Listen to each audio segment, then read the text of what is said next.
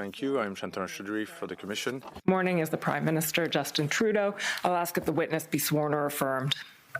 Okay, Monsieur le Premier ministre, pourriez-vous, s'il vous plaît, Mr. Prime Minister, could you indicate your full name and spell your surname for the transcription? Justin Trudeau, Trudeau. Thank you. And for the affirmation, do you swear to tell the truth, all the truth, and nothing but the truth? I do. Thank you very much. Good morning, Prime Minister. As usual, we'll start the morning with the routine housekeeping. So we have 3 interview and examination summaries to enter into evidence. Rather than going one by one, I'll just read out the doc IDs and ask you to confirm them. So the doc IDs are WIT 106, which is the PM's Stage 2 interview summary, WIT 164, which is the Prime Minister's Stage 2 in-camera hearing summary, and WIT 160, which is an addendum to the Prime Minister's Stage 1 in-camera hearing summary. So, Prime Minister, I'll ask you to confirm that you've reviewed these documents, that they are accurate, and that you adopt them as part of your evidence before the Commission. I have, they are, and I do. Okay.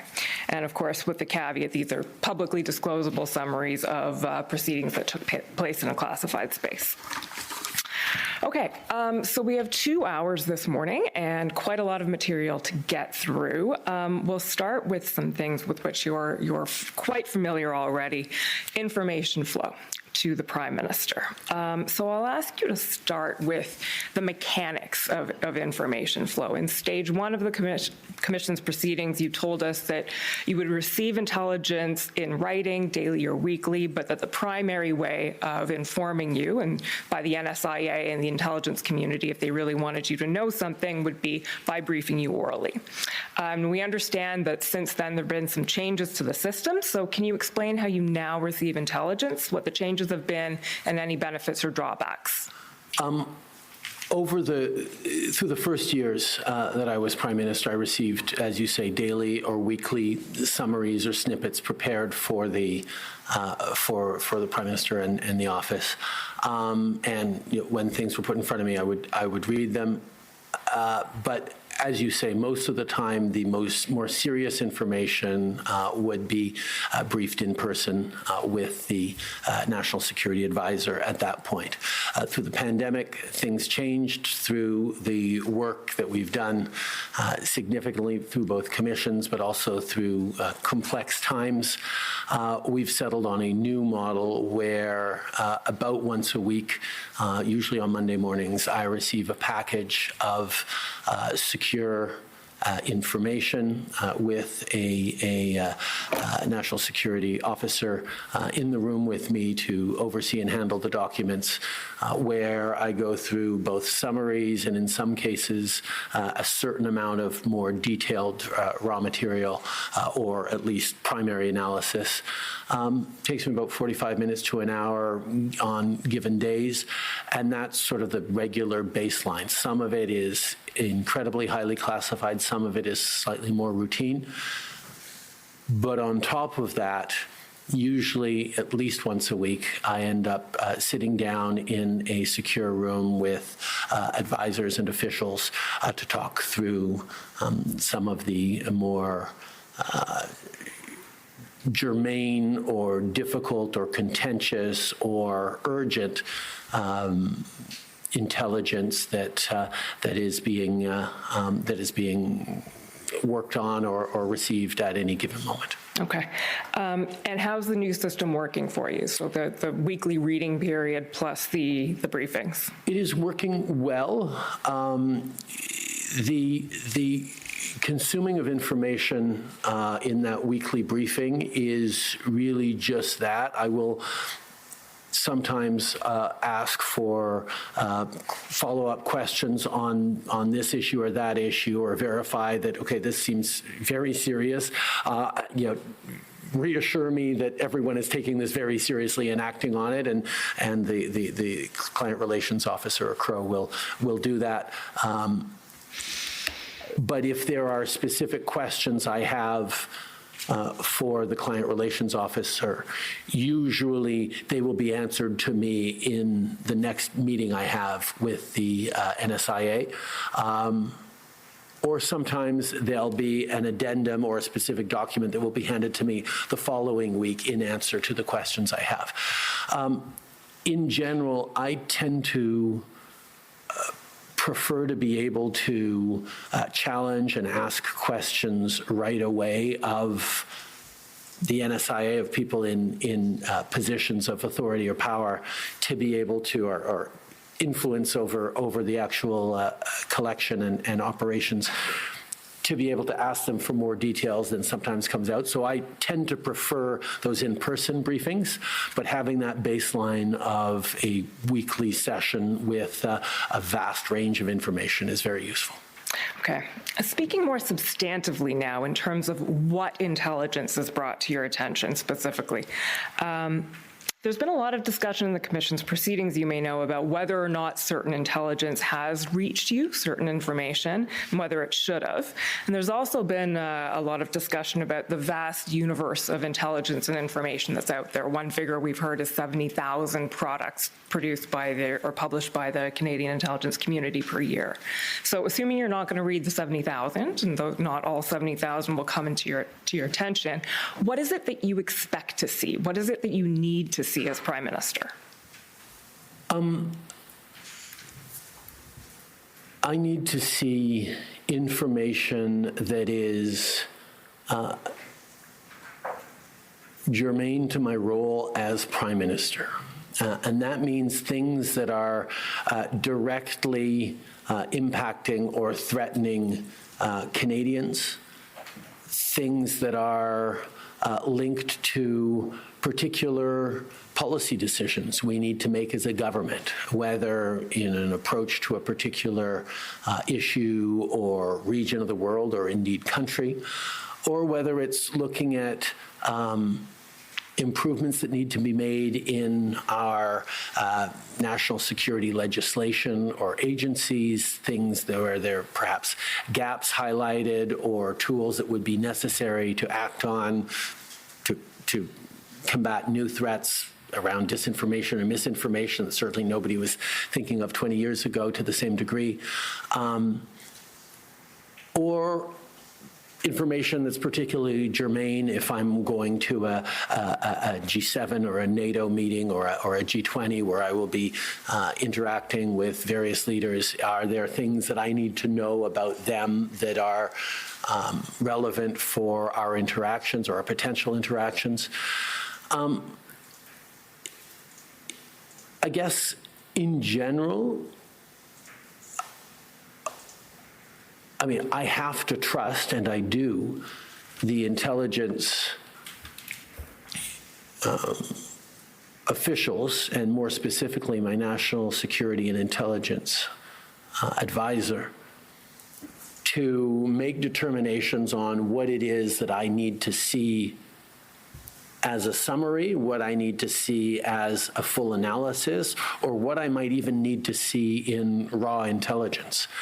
And over the years of working with NSIAs, I would say that they have gotten very good at knowing what it is that I already know about, what it is that I'm particularly interested in and I'm going to ask more questions about, and what it is that I really should see the raw intel and an evaluation of the source is.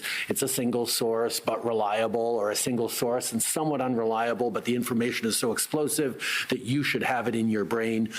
That sort of frame is very much why I have a national intelligence and security and intelligence advisor, to be able to know, okay, the PM already knows about, the point of this document. We don't need to give him the full document. I can simply apprise it on him, and he can spend his time digging into these other more relevant or newer pieces of information that will complete his understanding of the threats and realities faced by Canada and Canadians. Okay, so the primary responsibility then for making sure that you do have what you need to know, and maybe don't have what you don't need to know, or that you don't spend your time on the wrong things, that falls to the NSIA, as you've said. I would say the primary repository of those decisions is the NSIA, but there are a number of others who will flag that. Sometimes it's my foreign policy and defense advisors, Patrick Travers, or others in my office who will see a larger range of information than I do because they have a specific task on that one area, whereas I'm covering all policy areas for this country. They will dig in and say, okay, the PM really should see this because it's particularly relevant for these reasons that are perhaps not, perhaps more political reasons that the NSIA, looking at it from an official lens, wouldn't have. In some cases, the clerk of the Privy Council will flag things for me, or the director of CSIS in meetings with him, he will say, no, you really should follow up on this or that. But in general, the filter through which everything goes is the NSIA, with whom I need to have a very close relationship, with whom I do, and a bond of not just trust in the judgment that she puts forward on what I should see or what I shouldn't see, but she needs to have a pretty good idea of the things I know about, the things I need to know more about, and the things that are going to be of particular interest or importance to me. That's fair. So it's not just the NSIA. No, but it's primarily the NSIA, as you said. Fair enough. But so it's a close two-way working relationship then. Very, very. And we've also heard that the part of the NSIA's role is to sort of play a convening role within the national security community. So it's a significant role. And there have been suggestions made, for instance, in the NCERA report, that the role should be formalized in a legal instrument. We've also heard talk in these commission's proceedings from the clerk, I believe, who suggested the idea of a mandate letter, perhaps. What are your thoughts on that? Over the course of the years that I've been Prime Minister, we've had a number of different changes to the National Security Advisor role. One of the changes I made reasonably early on was actually adding National Security and Intelligence Advisor, because it wasn't just about security. Intelligence was becoming more and more important in our approach. But from one NSIA to the next, there were significant changes in the threat environment around us, in the composition of the senior ranks of the public service and the different roles. When Ian Shugart was my clerk, he came at that role with such a deep and expert understanding of international issues, of intelligence issues, that he played a role not just as a clerk, but as a significant national intelligence and security advisor to me, just as through his capabilities and personality, and therefore the actual NSIA I had at that point had a slightly different role than in other times where the clerk wasn't as much of a national security focused individual and had other qualities, and the National Security Advisor was really the person who was centered around that for me. So those natural variations, and for example, the fact that right now my National Security and Intelligence Advisor is also Deputy Clerk of the Privy Council, which I think is very useful in this case, isn't necessarily automatically something every future Prime Minister would want. Therefore, the idea of bounding in very prescriptive legislation, the role of a National Security and Intelligence Advisor, I think would be probably less flexible than the role actually requires, because the most important part of the role is that the individual be empowered and connected to the Prime Minister in the right way, but also able to command the town or the intelligence agency's respect and be able to convene. So some of the things we've done to strengthen and almost codify that role are around the creation of the National Security Council, which is more of a strategic convening of ministers and top officials to look forward around larger issues as opposed to an IRG, incident response group, which is to respond to a specific incident. This is a more strategic look, and the role of the National Security and Intelligence Advisor is to be the secretary to that council, the same way the clerk of the Privy Council is also secretary to cabinet. It's a role that gives them an official lever in convening and controlling the work done at that particular table, whether it be a cabinet for the clerk or the NSC for the NSIA. So that has already strengthened and codified to a certain extent the role of the NSIA. But we have found that publishing mandate letters that delineate clearly my expectations of what, in most cases, ministers, which is what they're directed at, are expected to do and what authorities they have and how they're expected to function, has been incredibly useful, a tool that is very bespoke for the moment you're in and the kind of organization that your government has particularly set up. Publishing the mandate letters means that the public knows clearly what is expected of these individuals. Journalists and academics can dig into, whether a particular official or minister is fulfilling their role as expected and how they're doing on that. But the most important use of the mandate letters we've actually found is internal to government themselves. We find that public servants in various departments regularly consult the mandate letters that we have published so that they know exactly what the minister is responsible for, what they're actually trying to do. And a mandate letter for the National Security and Intelligence Advisor would seem to me to be an excellent use of both empowering and clarifying the expectations of a given government at a given moment in a public way, but also an accountable way. So that would be a way to maybe give some structure without compromising on flexibility? I wouldn't say that because it's not the mandate letter that gives the structure. The way we set up the office, the way we task and empower various parts of government is inherent. The mandate letter would would reveal that structure and give direction on the outcomes that we want to have. And I think that's where it could be useful. Okay. I'm going to come back to the National Security Council because it's something I want to discuss in more depth. But before that, and before leaving the topic of information flow more generally, there's a couple of intelligence products that have come up repeatedly in the Commission's proceedings that I want to ask you about.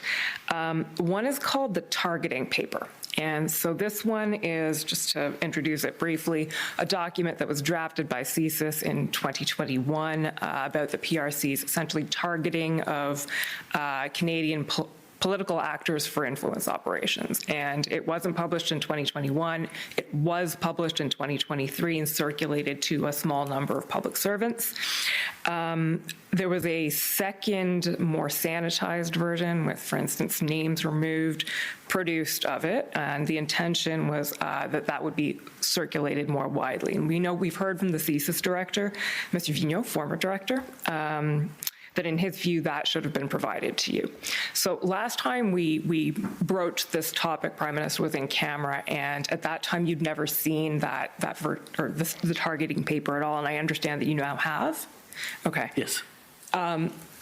Having seen it now, do you have any views on whether it's something that should have come to your attention in 2023? Well, one of the reflections I have on how this sort of piece of analysis has caused so much reflection around this commission and various chatter is the phrase targeting paper by China is fairly alarming.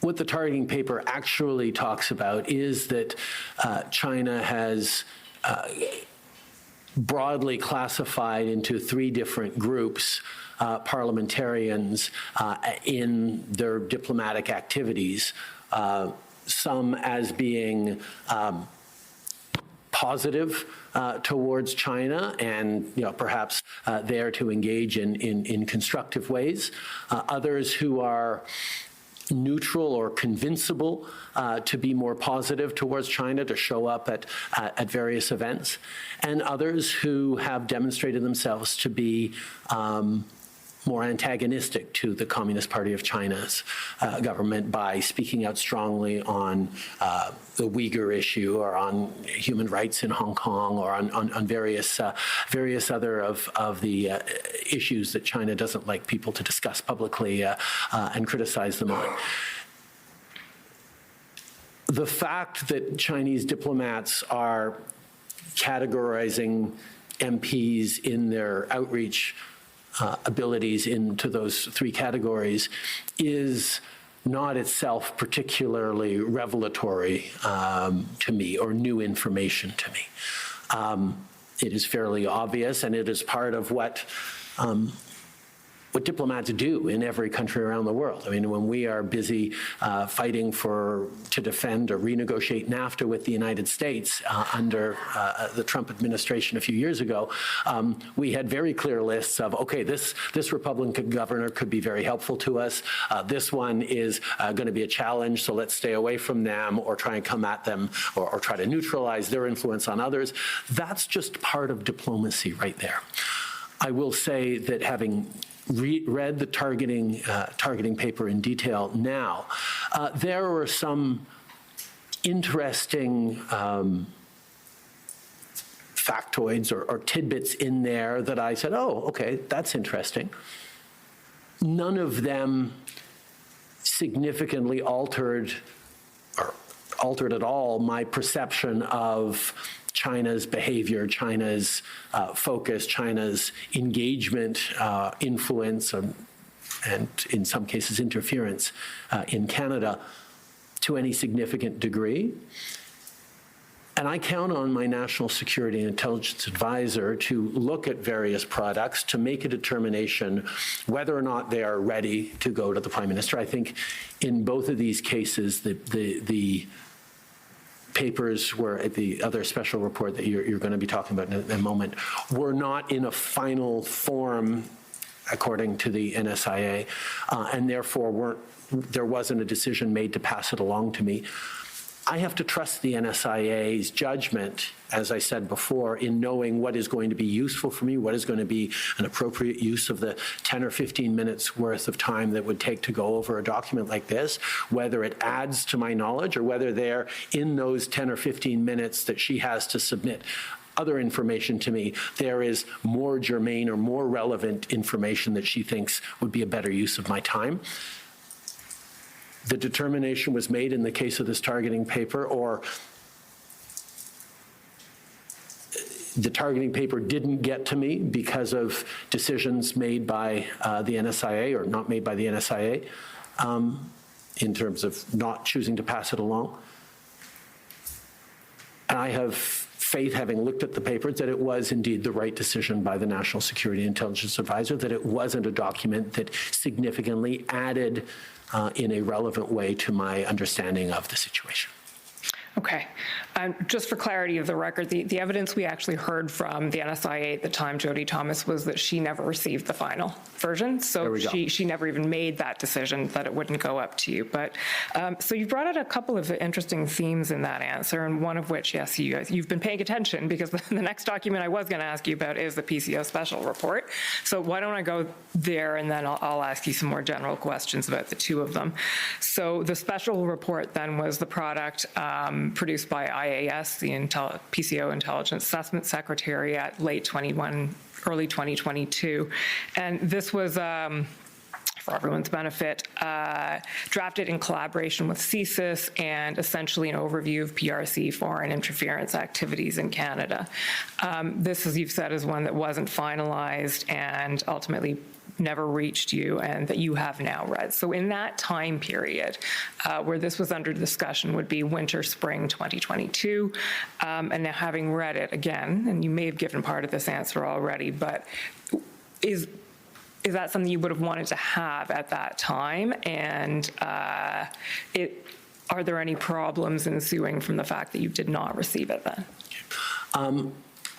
Again, there were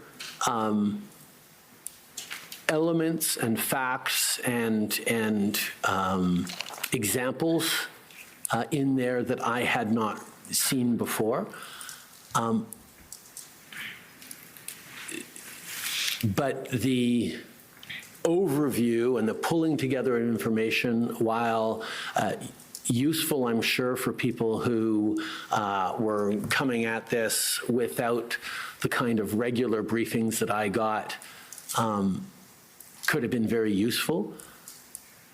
I don't feel that there was anything in there that I didn't already understand and know about how China was engaging across different fields in Canada.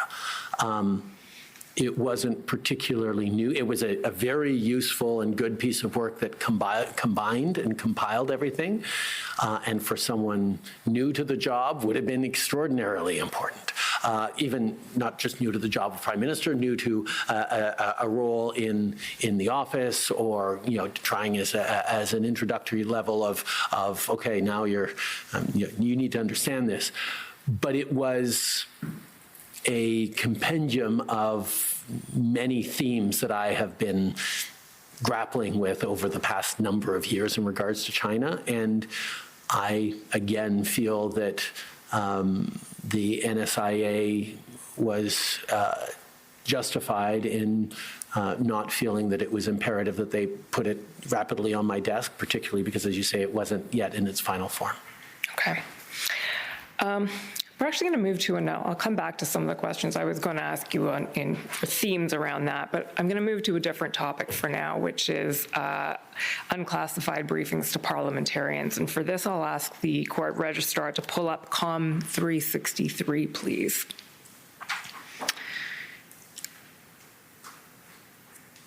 And if we can scroll down to paragraph 126. Prime Minister, for your benefit, this is a discussion about a succession of memos suggesting that essentially unclassified briefings be provided broadly to parliamentarians. And what we see here is that NSICOP made this recommendation in 2018 and 2019, and there are 3 memos that were intended to go to you in some way, shape, or form. So one in December 2019 that was sent to PMO but never followed up on, and we heard from your staff that sort of fell through the COVID cracks at the beginning of the pandemic. One in December 2020, which was discussed within PMO but ultimately not actioned, and that the report mentions one in 2022, which was never finalized or even sent to PMO. So just to confirm, first of all, that none of these memos ended up reaching you. Is that correct? Correct. Okay. And we know that this initiative of broadly briefing parliamentarians eventually did happen in June 2024. So if none of these reached you, first question I'd like to ask is, should this have happened earlier? And are you troubled that it didn't? My position has always been that providing more briefings to parliamentarians is a good thing. I am fully in favor of it. We all receive security briefings when we first get elected on not leaving documents hanging around, being careful about when you're speaking about delicate matters in a restaurant or on an airplane or anywhere people can overhear. We learn the basics of phone hygiene and how to keep your information secure. And I'm a huge believer in empowering parliamentarians to be able to be safe and thoughtful in how they do things. The briefings to parliamentarians that you receive when you get elected and security briefings ongoing are not directed by the government of the day. They're directed by the House of Commons itself, the Sergeant at Arms, if it's a matter of security, the Speaker's office. Briefings to all parliamentarians is not in general something that the government of the day is directly involved in. But these various documents are certainly something. CSIS has the authorities to go to either the Speaker or the Sergeant at Arms and request for those briefings. These briefings didn't get to me, but these decision points didn't get to me, but I made it very clear throughout conversations that I would have approved of or encouraged briefings of parliamentarians. There is a process that I see regularly invoked. About every week or so, I sit down with the Clerk of the Privy Council, and we go over changes to the senior ranks of the public service. We talk about particular issues that are coming forward, and part of our regular meetings is the clerk highlighting, okay, there's this note that we sent to your office that has been there for a week or two or for too long, and we need a return on this because this is important and we need this to be acted on. And I'll say, okay, we'll follow up, and we dig it up from the pile of notes that we get and make sure that we prioritize that. In this case, nobody, neither CSIS, through their minister to me or directly to the clerk or to the NSIA, flagged that this was something that was of importance to them that was stalled. And therefore, as you pointed out, they were not acted on in my office. Why was your approval being sought, do you think? Was your approval necessary for this initiative? As I said, my approval was not necessary for this initiative. It certainly wasn't wrong for them to check if they wanted to. I wasn't insulted that they did, or I wouldn't have been insulted that they did. But it wasn't part of the necessary steps. Often we get things for information. Oh, by the way, the minister is going to approve this. You should know about it, but it's within his or her authority to do. This is for information, not decision for you. Those are notes that we receive regularly that obviously, when they're relevant or germane, they get dealt with either through the office or directly to me. But in this case, the authority was not necessarily mine to give. Okay, and would it have fallen to a minister, for the Minister of Public Safety, for instance? I mean, it could have, or the CSIS could have checked in with its minister. The Minister of Public Safety is directly the minister that oversees and is responsible for CSIS. I know that the director of CSIS has direct access to the Minister of Public Safety in a very regular way. If there have been concerns around this, the CSIS director could have gone to the minister either for a signals check or for help in moving it through the approvals process in the Prime Minister's office, or to even check that maybe I should just go straight to the Sergeant at Arms in Parliament to actually take on this briefing. And as far as I know, CSIS did not bring up this with even its own minister. Okay. I have one question, Mr. the Prime Minister. Oui. Do you have any idea why no reply was ever given to all of those that requested the authorization? Well, I think as was stated in the first case, it was in process when COVID happened, and we all moved to different priorities and virtually. In other cases, in the third case, it actually didn't get to my office. In the second case, no, I don't know why. Okay, because if an authorization is asked from your office and no authorization is needed, at least in your view, usually do you, not you personally, but your office give the information to the person requesting the authorization or not at all? It depends on the amount of the amount of notes, the various priorities of them as they go through. I really can't speak to the challenges around that particular one, other than saying that I was always very clear that briefings to parliamentarians is a good thing. Thank you. Okay, the next possibly related, possibly not topic I want to talk about is ministerial accountability in the foreign interference space. So if we can bring up CAN 030999.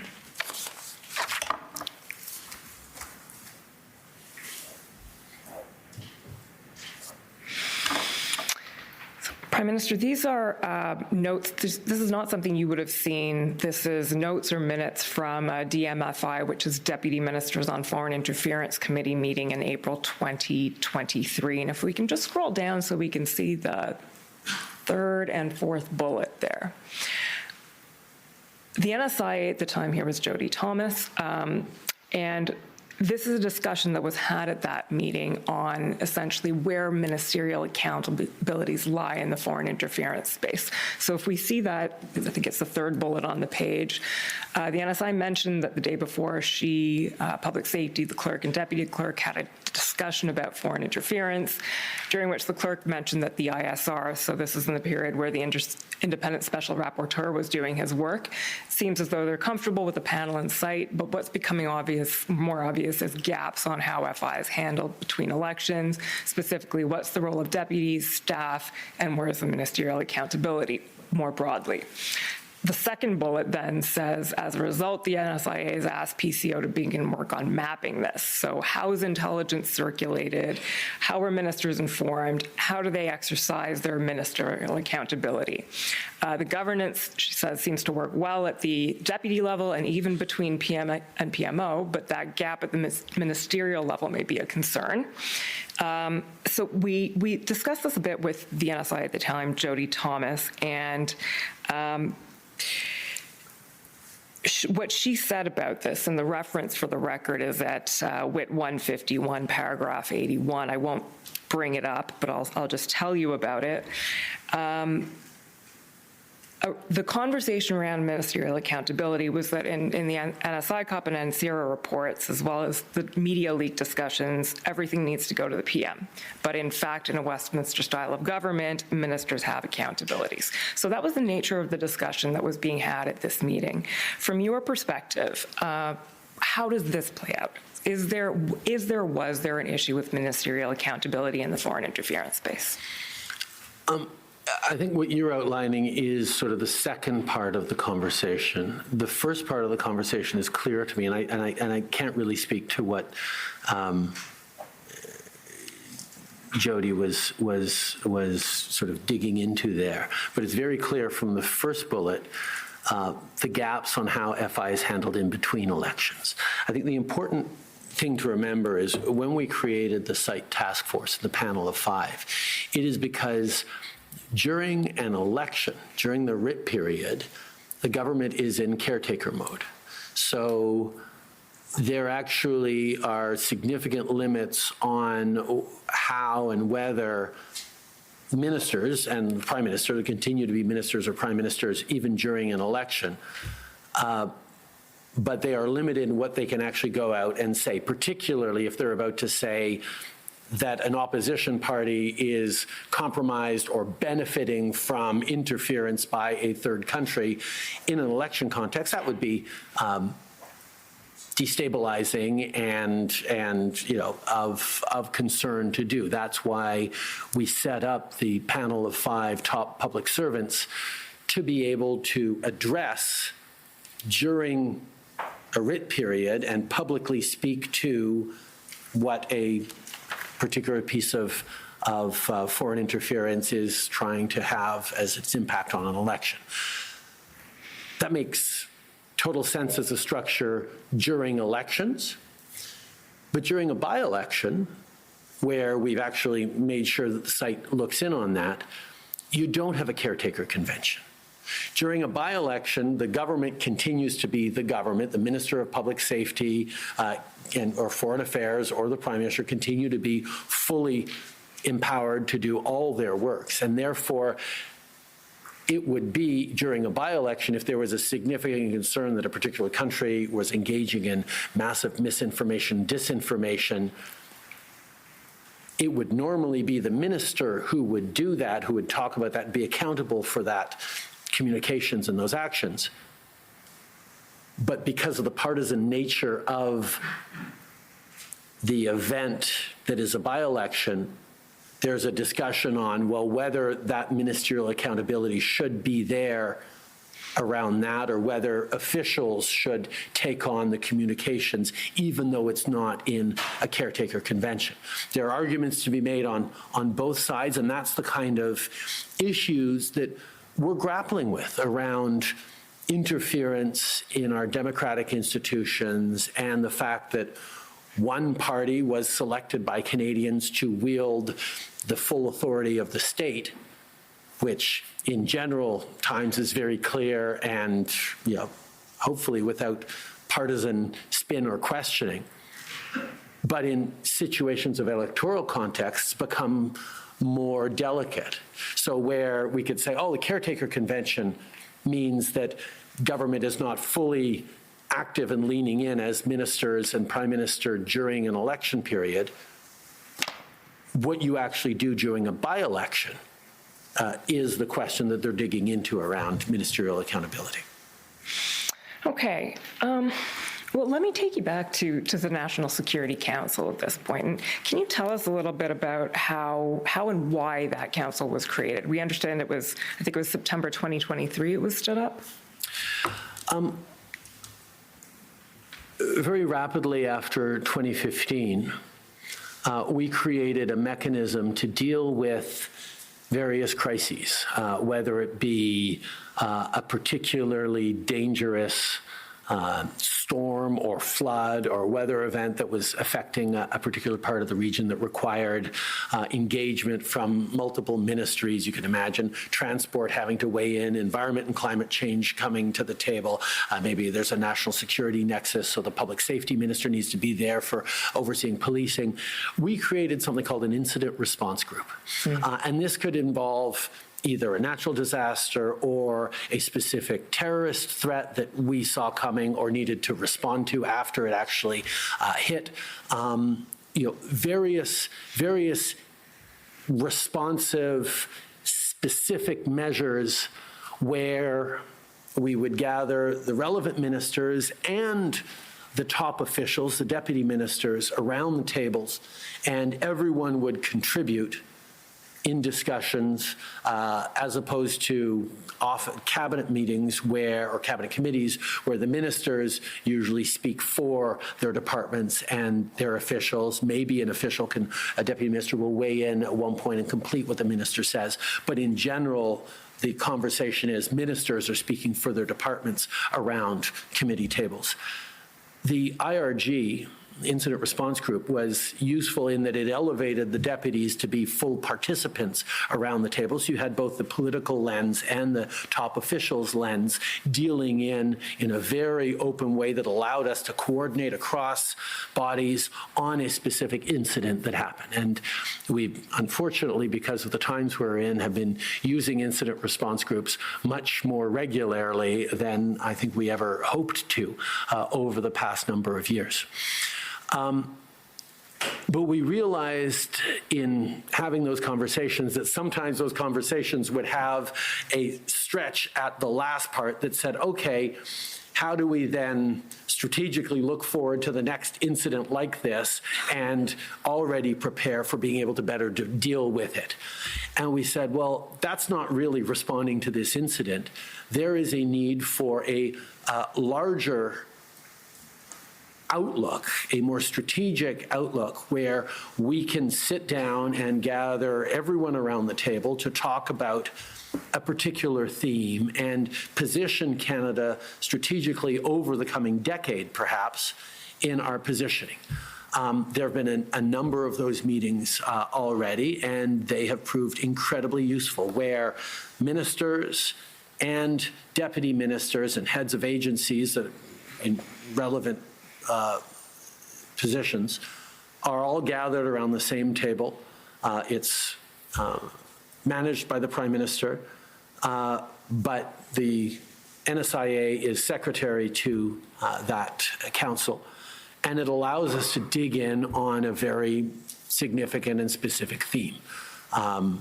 Might imagine themes, and I don't want to go into too many details, but might imagine themes being around how Canada positions itself around its Indo-Pacific strategy, which was it's sort of what our outlook and our engagement on the region, which would involve a whole bunch of different parts of government and obviously involve both security and trade and diplomacy and all these different things that would come together in a cohesive view that we could plan out with that national security lens on it.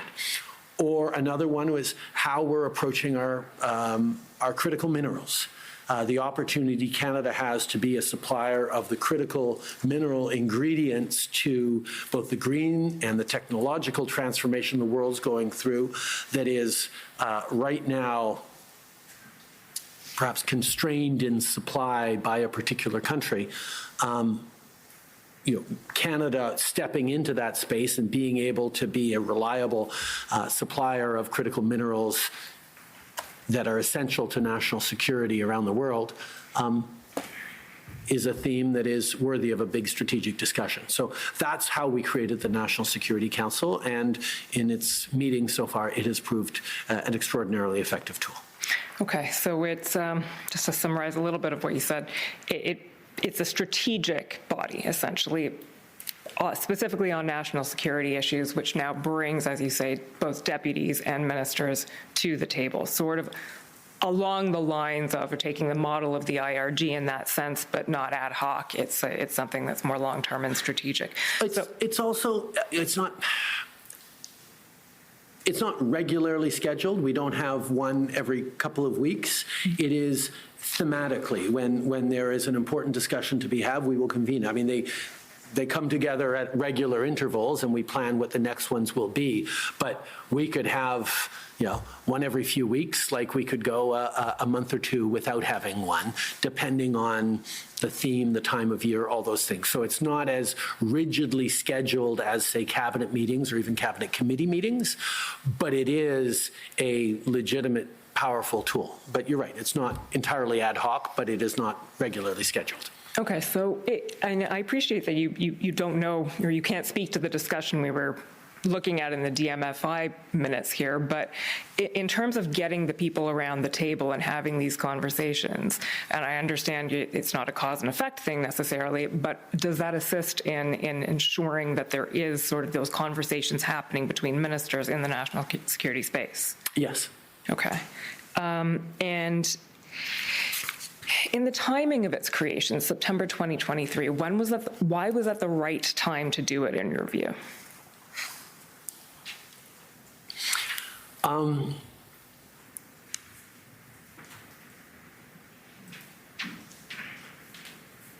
believe there was a recommendation from, maybe it was NCIRA, maybe it was NSICOP, maybe it was a parliamentary committee or some other source that highlighted that this was a good thing to do, and it had already been something that we were thinking about. Coming out of the pandemic, which was a significant crisis for the government, we were very much looking at different ways of being able to better respond to and learn from the things we did well, the things that we could improve on in future pandemics or crises, to realize that this was a body that made sense for us to put together to handle things like this. I mean, to a certain extent, the COVID committee that we had throughout the course of the pandemic, I think played a bit of a role of somewhat IRG, but also strategic overlook. And we wanted to replicate the effectiveness of that committee in a more flexible way to be able to cover different themes around the real strategic threats to Canada. You mentioned also that the IRGs were becoming more and more frequent as a result of things that are going on in the world, more crises, more IRGs. I'm wondering if you can speak to the shifts in the geopolitical landscape that have happened, especially in recent years. I think we can probably, it's not terribly controversial that Russia's invasion of Ukraine, for instance, was a watershed moment. How have those affected the national security threats that Canada faces? And has there been a sort of corresponding shift or evolution specifically in the foreign interference threats? Not just Russia, but these more broadly, the shifts in the geopolitical landscape. I think there is no question that foreign interference and, in general, threats geopolitically have increased significantly around the world over the past number of years. Obviously, as you say, Russia's invasion of Ukraine, the pandemic itself, in terms of a destabilizing crisis for the global economy and for countries around the world, the rise of the tools around social media, misinformation and disinformation that were present back in 2015, but not nearly as sophisticated or pervasive as they are now, have caused a lot of challenges. One of the other things is in 2015, as we watched the American impending election of Donald Trump and the rise of right-wing populism around the world, that seemed to be one of the big threats that, or big concerns that we had that was potentially destabilizing. Things like Brexit coming along, Donald Trump's election. There was a lift of right-wing populism. It was very much the moment we were living in 2015, 2016, 2017, and grappling with as a responsible, progressive, rule of law democracy that believes in facts and evidence as the basis for policy decisions, as we are as a government. But over the subsequent years, it is not just about sort of right-wing populism that is still there. There is a significant rise of authoritarianism and an aggressive decline of democracy and democratic values in many corners of the world that are aggressively attempting to destabilize mature democracies, where populism can sometimes sort of twist the rules and the emphasis and, twist the facts a little bit for its own gain. The attacks on the cores of our democracy and our institutions that the authoritarian narratives and attempts at disinformation and propaganda and sowing chaos in our democracies are much more serious and severe over these past years than they have been. We need only to look at the headlines this week to see the extent of interference activities and the impact they have on Canadians. But we've seen that with a rise of a more authoritarian China and the arbitrary detention of two Michaels. We've seen that through the complete rejection of the UN Charter and the rules-based order by Ukraine's being invaded by an authoritarian Russia. The world is more uncertain and less safe than it ever has been, and the answer that Canada needs to give is to double down on the rule of law and on the international rules-based order that protects us all. We cannot allow might to become right once again in the world. I mean, we have the multilateral rules-based order as a protection against that, and the fact that Russia in particular has chosen to upend that. along with other countries, is something that Canada must stand unequivocally and strongly against, because it protects us, but it also protects countries around the world. Well, as you say, the headlines this week also reflect that, and we'll come back to those as well. Before we break, I do want to talk about or begin the discussion on the development of the government's response to foreign interference in the face of all of this or earlier. And I'll start with talking about the HAS-MC, so the Memorandum to Cabinet on Hostile Activities to State Actors. And I'll ask the court registrar to pull up here COM Sum 4, which is a summary of that MC.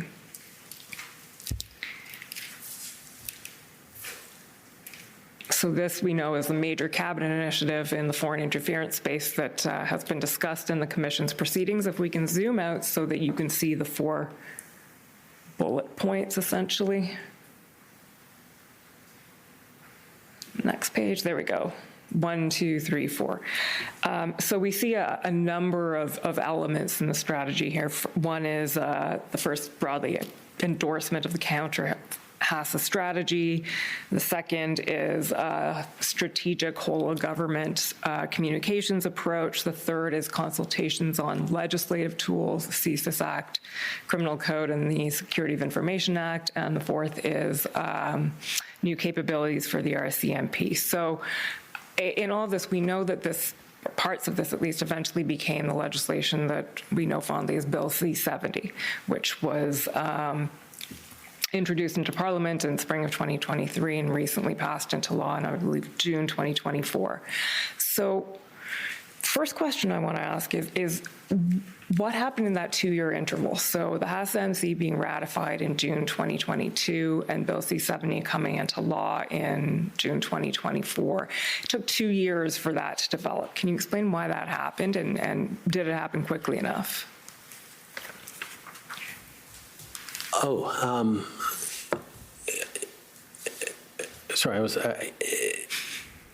It absolutely happened in the time it needed to happen. Anytime you are giving more powers to security agencies to counter, in this case, hostile actions by state actors, or anytime in general you're giving more powers to security agencies to do new things, to counter new threats, you have to be very, very careful about the balance you get on protecting citizens' rights, protecting diaspora communities that could be affected, by protecting marginalized groups that have historical and systemic reasons to be worried about authorities having more powers to enforce, to police, to investigate on them. You know, it is not a small thing to grant new powers to counter new threats to intelligence agencies, and that's why, you know, in the process of C-70. There were multiple visits to cabinet over subsequent years. There were multiple rounds of consultations with different diaspora communities, with stakeholder groups, with human rights defenders and you know, charter rights groups. We knew that getting a significant piece of legislation that would strengthen Canada's ability to protect itself from national security threats from other countries was something that was delicate and that needed to be done right. I mean, we had the example of Bill C-51 in the last years of the Harper government, where the balance wasn't gotten right. We committed in that election that we would repair the balance on that, and we did rapidly after getting elected, and strengthened the balance to make sure that we were, even as we were granting new powers to intelligence agencies that were relevant and needed, the protections of fundamental rights of Canadians, and particularly of vulnerable groups, were strengthened in our measures that we took in the first years in office. So we had direct experience that getting this balance right is really important. As people may remember from the 2015 election, the NDP leader, Thomas Mulcair, made it a huge point of contention for him that the violation of charter rights within Bill C-51 were fundamentally so egregious that it was terrible, not just that Stephen Harper put those forward, but that myself and the Liberal Party would actually say, no, we're going to accept those improvements, but we're going to fix them as soon as we get elected, which we ended up doing. We chose to not play politics with issues of national security, and we said it's not what we would do, and we will change it if and when we get elected. But that experience deeply informed our approach to building C-70. And I think that the result of the work that we did with C-70, the fact that it passed through the House with broad support and the Senate with broad support and is now in place and active, without significant outcry by minority communities or concerned groups, shows that we did do the work to get it right. And getting this right and building consensus around these issues was a fundamental goal of this government. And quite frankly, when C-70 passed, there was criticism that we'd moved too quickly on it. As you highlight, there's also criticism that maybe we took too long for it. Doesn't always work this way, but in this case, I can say that it probably means that we took about the right amount of time to get it right, certainly because it was passed and is generally seen as, by all parties, as an effective and important piece of legislation. So, Madame la Commissaire, est-ce que vous voulez ajouter quelque chose? Madam Commissioner, do you want to add something? No, I'm okay, just listening. If you have any more questions before the break, that's okay.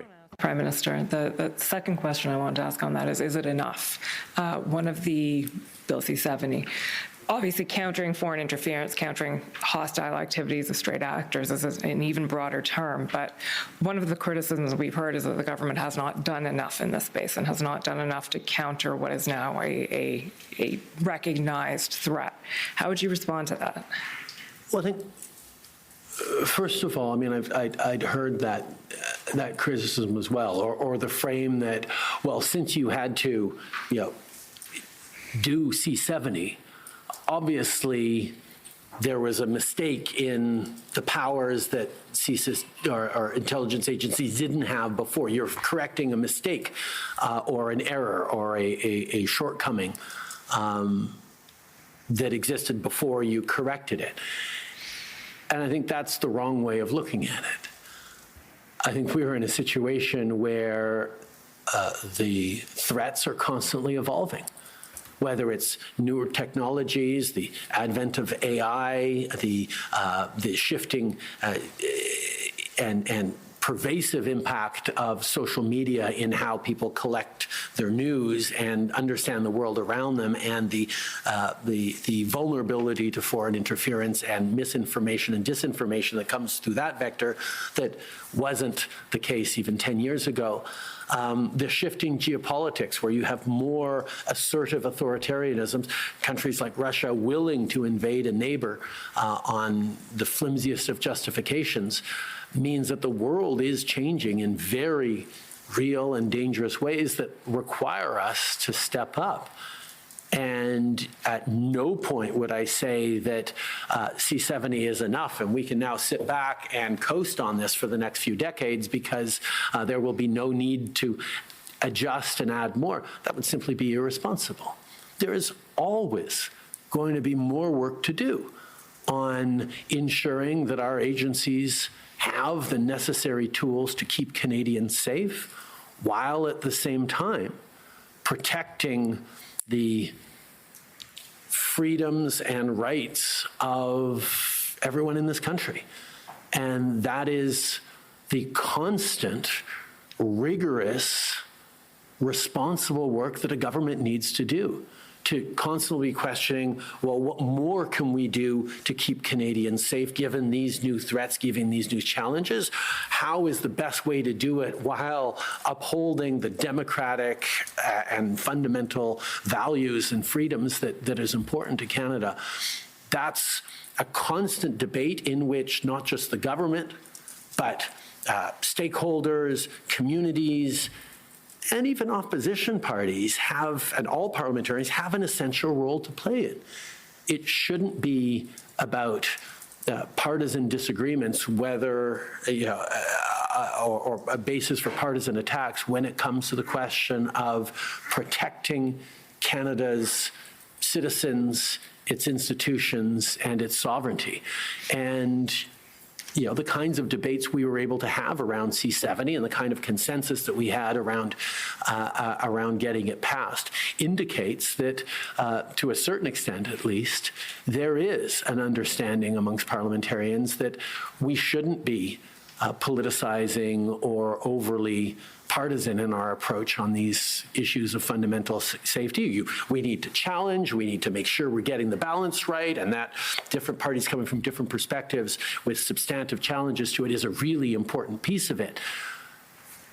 But my expectation is that there will pretty much always be, through the life of any parliament or over the coming decades, there will always be some sort of tweak or improvement or adjustment to our national security infrastructure that is being debated or looked at or legislated on or studied or reflected on an ongoing basis.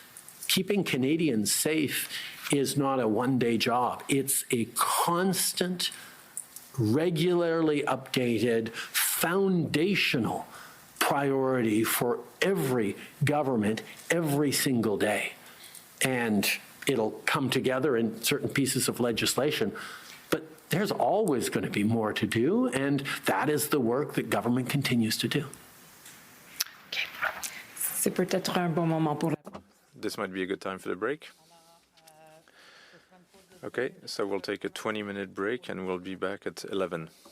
Order, please. À l'ordre, s'il vous plaît. The sitting of the commission is now in recess until 11 a.m. Cette séance de la commission est maintenant suspendue. Okay, so picture this. You've just had a new baby. Congrats, right? But the grandparents, they're getting that look in their eyes. The one they want to be closer, but where would they even go? It's like a classic Canadian housing puzzle. Yeah. And it's something the Prime Minister's been tackling head-on in some recent announcements. We've been going through his latest speech and the Q&A, and let me tell you, there's a lot to unpack. It's interesting, though, because it's not just about, building a ton more massive condos. It's much more thought out than that. The Prime Minister keeps using the phrase multi-pronged approach. Yeah, and another phrase that kept coming up was gentle density. Mm-hmm. So it's about creating more places for people to live, but doing it within the neighborhoods that already exist. Think basement suites, those little backyard cottages, maybe even a laneway house. Mm-hmm. But how's the average person supposed to make that happen right? Well, get this. New mortgage rules are coming out to make it easier. And these aren't like the old school mortgage rules either. We're talking about refinancing your mortgage and getting a 30-year amortization for up to $2 million, specifically for building one of these secondary suites. That's a pretty big deal. For anyone who's not a mortgage expert, a 30-year amortization just means lower monthly payments. It makes it way more doable for people to afford these renovations. Mm-hmm. It's almost like he's saying, hey, if you want to be a part of the solution, here's some breathing room in your budget.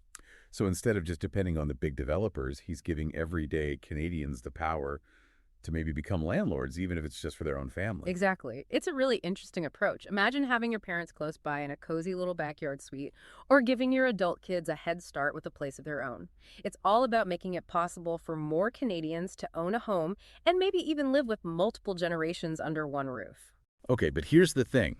Even with more affordable housing options, you still need a decent income to afford any of it, right? And that's something the Prime Minister seems pretty concerned about too. He even wrote a whole book about it, Plutocrats, The Rise of the Global Super Elite and the Fall of Everyone Else. Kind of a mouthful, huh? Yeah. It does make you wonder if that gap between the super rich and everyone else is just getting bigger and bigger. The Prime Minister definitely seems to think so. He's talking about how it's not just an economic issue either. It's social, it's political, it's about what it means to live in Canada. It's about making sure everyone has a shot at a good life. So how is he planning to tackle this whole income inequality thing? Well, one big piece of the puzzle is early learning and childcare. He actually used Ontario as an example. Apparently, childcare costs there are already down by something like 50%. Families are saving an average of like $8,000 per kid every year. And the goal is to cut those costs even further. They're aiming for a national $10 a day system. Seriously. I mean, as someone who's seen those childcare bills firsthand, $10 a day would be life-changing. Forget a sigh of relief. That's like a full-on dance party for a lot of parents. Totally. And it's not just about saving money either. It's about giving parents more choices. Affordable childcare would make it easier for parents, especially moms, to go back to work if they want to. It's about giving people more opportunities and flexibility. And speaking of making things a little easier on the wallet, he also talked about that new dental care program.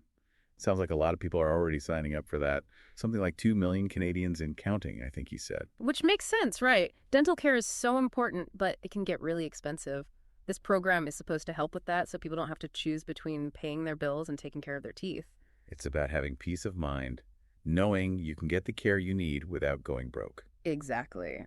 And then there's the push for more green jobs. Yeah. But not just any green jobs. The Prime Minister was really clear about needing strong labor requirements. So making sure these jobs actually pay a living wage with decent benefits, right? Right. Not just creating a whole new category of low-paying jobs in a brand new industry. Exactly. It's about giving people a real path to the middle class, making sure that the switch to a greener economy actually helps everyone. So yeah, we've covered a lot of ground here, from building more homes to making those homes more affordable and dealing with this big issue of income inequality. But what about the economic engine that's going to make all of this happen? The Prime Minister had this really interesting meeting with a tech CEO that kind of gets at that. So they were talking about critical minerals, those things that are like the basic building blocks for everything from electric car batteries to those fancy solar panels everyone wants these days. Yeah, it's a pretty crucial point, actually, because as the whole world tries to switch over to this greener economy, the demand for critical minerals is going way up. And here's the thing, Canada's got a lot of them, just sitting there. Okay, so we've got the good stuff. We're all set then, right? Not quite. Here's the catch. China's kind of got a monopoly on the whole critical minerals thing right now. They control a huge part of the supply chain. And that's a big challenge for Canada and all of our allies. So it's like a tug of war over these resources. Kind of. There's this big push for everyone to diversify, basically, to find other places to get these critical minerals. So we're not all relying on China so much. The Prime Minister even mentioned something about targeted Chinese action, like they're trying to stop anyone else from competing with them. It's a messy situation with some pretty big potential consequences. Speaking of messy situations, what about those basement suites and backyard cottages we were talking about before? It's great if you can afford to build one, but what about people who can't even afford to buy a place in the first place? That's the million-dollar question, isn't it? Will any of this actually help younger generations get into the housing market, or are they just going to get priced out even more as prices keep going up? The Prime Minister seems to think that building more homes will eventually make prices go down, but it's something we'll have to wait and see about. But couldn't all this gentle density cause some other problems? What if every other house on your street suddenly had a basement suite or a laneway house? Wouldn't that totally change the feel of the neighborhood? That's an interesting thought. Is there such a thing as too much housing? It's not an easy question to answer, and it's something that communities are going to have to figure out as these policies start to have an effect. But on a more serious note, we can't finish this deep dive without talking about another really important issue facing Canada, the opioid crisis. You're right. The Prime Minister didn't shy away from it at all. And he talked about it in a really compassionate way. You could tell that he understands how much this is hurting people, individuals, families, entire communities right across the country. He really emphasized the need to find a balance between keeping the public safe and getting people the treatment they need. He kept saying that addiction is a health problem, not just a criminal justice problem. It's about giving people support and resources, not just locking them up. And finally, let's talk about something that affects a lot of Canadians directly, pharmacare. The legislation passed. So when can we expect to see those benefits that were promised, like free contraception and medication for diabetes? The Prime Minister seems really gung-ho to get these programs up and running, But he did admit that there are still some roadblocks, especially when it comes to working with the provinces and territories. There's a lot of talk about everyone working together and finding common ground. We'll just have to see how smooth the whole process actually is. So there you have it. We've covered a ton of ground today, everything from basement suites and mortgage renewals to critical minerals and the opioid crisis. It's pretty clear that there are both big opportunities and big challenges ahead on the road to a more affordable and equitable Canada. And you know what? I don't know about you, but I feel like I've got even more questions now than I did before. Will any of this actually make a real difference? Can we figure out how to navigate this whole global resources situation and make sure Canada has a good spot in the world? And maybe most importantly, what are we all going to do to help shape the future of our own communities? These are questions we all need to think about as we move forward. For sure. If this deep dive got you thinking or even just inspired you to get a little more involved, then we've done our job. Until next time, keep asking those tough questions and searching for those insightful answers. This, The Deep Dive, signing off.